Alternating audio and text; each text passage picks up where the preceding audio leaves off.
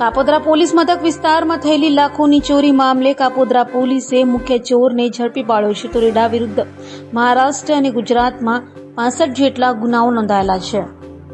સુરતમાં ચોરી સહિતની વધી રહેલી ઘટના વચ્ચે કાપોદ્રા પોલીસે 28 લાખના મોબાઈલની ચોરીના મુખ્ય આરોપી રામનિવાસ ગુપ્તાને ઝડપી પાડ્યો છે. આરોપી રામનિવાસ ગુપ્તા વિરુદ્ધ ગુજરાત અને મહારાષ્ટ્રમાં 65થી વધુ ચોરીના ગુનાઓ નોંધાયા છે.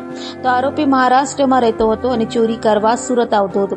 આરોપી રીડો હોય મહારાષ્ટ્ર પોલીસના જાપ્તામાંથી પણ ભાગી છૂટ્યો હતો. હાલ તો કાપોદ્રા પોલીસે ગુજરાત મોબાઈલની દુકાનમાં થયેલી ચોરીના ભેદને ઉકેલી કાઢી આરોપીની વધુ પૂછપરછ હાથ ધરી છે.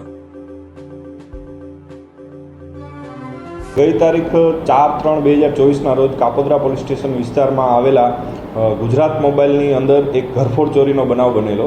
આ ઘરફોડ ચોરીની અંદર ગુજરાત મોબાઈલની અંદરથી કુલ 29 લાખ રૂપિયાના નવા કિંમતી મોબાઈલની ચોરી થયેલી.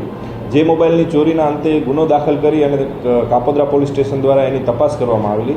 એ દરમિયાન અગાઉ ક્રાઇમ બ્રાન્ચ દ્વારા આ ગુનાનું ડિટેક્શન કરવામાં આવેલું અને અમર ખરાટ નામના એક વ્યક્તિની ધરપકડ કરવામાં આવેલી.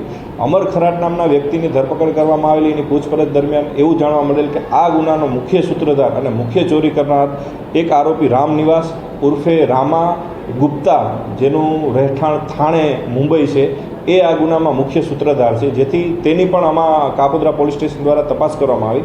તપાસ દરમિયાન એવું માનવું પડેલું કે આ ખૂબ જ રીઢો ગુનેગાર છે અને આ ગુનેગાર ઉપર કુલ 60થી વધારે ઘરફોડ ચોરીના ગુના દાખલ થયેલા છે. અને આ ગુનેગારની મુખ્ય એમો એવી છે કે મોટા ભાગે મોબાઈલની જ દુકાનો તોડે છે અને ચોરી કરે છે. મુંબઈમાં અસંખ્ય દુકાનો આણે તોડેલી છે અને કોઈ અજાણ્યા માણસોને આ નવા મોબાઈલો વેચવાની એમો ધરાવે છે.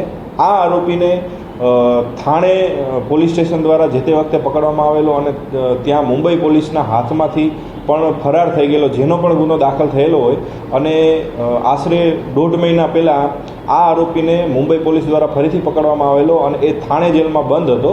જેથી થાણે જેલમાંથી એનો કબજો મેળવી અને હાલ જે ગુજરાત મોબાઈલમાંથી જે મોબાઈલ ગયેલા છે એ ક્યાં વેચ્યા છે, કેને આપેલા છે, એની તપાસ હાલ ચાલુ છે અને આરોપી હાલ રિમાન્ડ ઉપર છે.